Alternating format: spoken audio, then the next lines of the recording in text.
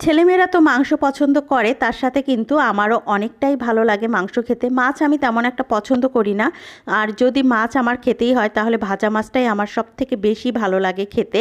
কেন জানি তরকারির মাছটা আমার তেমন একটা পছন্দ না। তো যাই হোক, এখানে মাংস রান্না করে নিচ্ছি, তারপর একটা মাংস দিয়ে নাস্তাও বানাবো। এটা অবশ্য আমি গরুর মাংস রান্না করে নিচ্ছি রাতে খাওয়ার জন্য। তার সাথে মনে করেছি যে চালের আটা রুটি করব, কারণ গরুর মাংসের সাথে চালের আটা রুটিটা খেতে কিন্তু অসম্ভব মজা লাগে। যদিও বা রুটিটা বানানো একটু ঝামেলার ব্যাপার, আমার কাছে এমনি রুটি না, চালের আটার রুটিটা একটু বানাতে বিরক্তই লাগে। কারণ চালের আটার রুটি কিন্তু সবাই বানাতে পারে না, ওটা একটু অন্যরকম করে বানালে নরম থাকে, যে সেভাবে বানালে আসলে হয় না। এখানে হাতে মাখিয়ে আমি রান্না করছি। আপনারা অনেকেই আমার ভিডিও দেখলে বুঝতে পারবেন মাংসটা আমি সবসময়ের জন্য হাতে মাখিয়ে রান্না করি, বিশেষ করে গরু বা খাসির মাংসটা।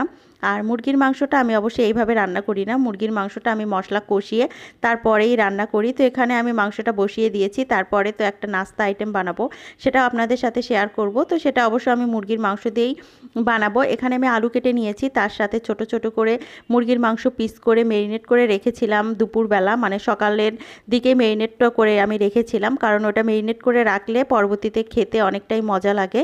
আর মুরগির মাংস দিয়ে কিন্তু অনেক নাস্তা আইটেম করা যায়। এখানে আমি আলুর পিসগুলো কেটে প্রথমে লবণ দিয়ে ভিজিয়ে রেখেছিলাম 10 থেকে 15 মিনিটের মতন ভিজিয়ে রাখার পরে তারপরে কিন্তু এখন মাংস ভিতরে দিয়ে আলু দিয়ে নাস্তাটা বানিয়ে নিচ্ছি। এটা কিন্তু সস দিয়ে খেতে অসম্ভব মজা লাগে। আমি কখনো খাইনি, কিন্তু অনেকের বানানো দেখেছি, তাই ভাবলাম যে আজকে একটু বানিয়ে খাই। কিন্তু খেতে আসলে অনেকটাই মজা ছিল।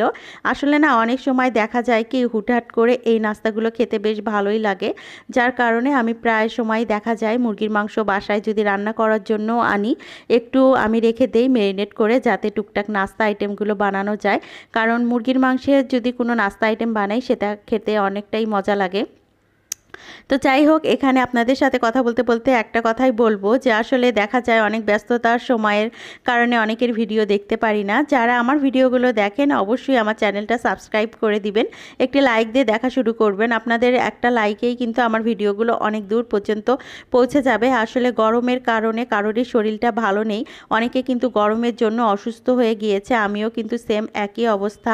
এত পরিমাণ গরম পড়েছে, আসলে অনেক সময় দেখা যায় অতিরিক্ত গরমে আমার প্রচুর মাথা ব্যথা করে, তখন কোনো কিছুই ভালো লাগে না, তখন ফোন চালানো তো দূরের কথা, আসলে কারোর সাথে কথা পর্যন্ত বলতেই ভালো লাগে না। এবার মনে হয় প্রচণ্ড গরম পড়বে, কারণ এত তাড়াতাড়ি যে এমন একটা অবস্থা, গরমে অস্থির অবস্থা, পরবর্তীতে কি হবে সেটা আসলেই বলা যায় না। আর এখানে কিন্তু আমি চুলা তাপমাত্রাটা একটু লো হিটেই রেখেছি, কারণ বেশি পরিমাণ দেখা যাবে হিট দিলে আলুটা পুড়ে যাবে আর ভিতরের মাংসটা সেদ্ধ হবে না। ভিতরের মাংসটা ছোট করে কেটে নিয়েছি, প্রথমে আমি একটু বুঝতে পারিনি দেখে বড় করে কেটে নিয়েছিলাম, কিন্তু পরবর্তীতে দেখি যে আলুর থেকে মাংসই বড় হয়ে যাচ্ছে, যার কারণে পরে আবার আমি ছোট করে নিয়েছি। তো আপনারা প্রথমেই কিন্তু ছোট করেই কেটে নেবেন। তো আপনাদের সাথে গল্প করতে করতে কিন্তু আমি একেবারে শেষ প্রান্তে চলে এসেছি। ভালো থাকবেন সবাই, আল্লাহ হাফেজ।